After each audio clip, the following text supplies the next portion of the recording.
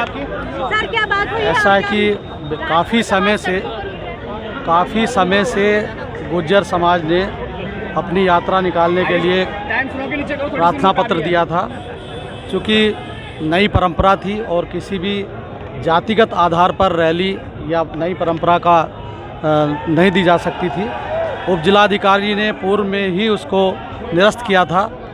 उन्हें हम लोगों ने एसपी साहब ने और मैंने स्वयं 4 दिन तक गुर्जर समाज के प्रतिष्ठित लोगों से बातचीत की और उनको कन्विंस किया कि ये यात्रा की इसकी अनुमति नहीं मिल सकती है, जो पूर्व में ही निरस्त है, और इस आशय के आदेश से उनको अवगत भी कराया। उसके बावजूद भी उन्होंने यात्रा निकाली। चूँकि यात्रा में किसी प्रकार की जनहानि ना हो, इसलिए हम लोगों ने बहुत संयम से 5 बार यात्रा को विभिन्न स्थानों पर रोका। चूँकि उसका यात्रा उसको नहीं कह सकते, बल्कि मोब था, भीड़ थी।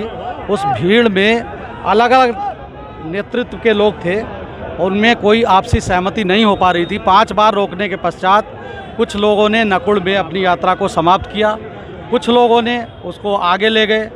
इस प्रकार शांतिपूर्वक ढंग से जो विधि जिसकी अनुमति नहीं थी उसको उन्होंने निकाला। इस संबंध में एसएसपी साहब ने पूर्व में ही कल आपको अवगत कराया था कि जो भी अनुमति का उल्लंघन करेगा उस पर नियमानुसार कार्रवाई होगी। और आज इस प्रकार के कृत्य से अन्य समाज में भी रोष है। उन्होंने अपनी बात रखी है, उन्होंने ज्ञापन दिया है और ज्ञापन में ये मांग की है कि जो जिन लोगों ने कानून का उल्लंघन किया उनके विरुद्ध कार्रवाई हो।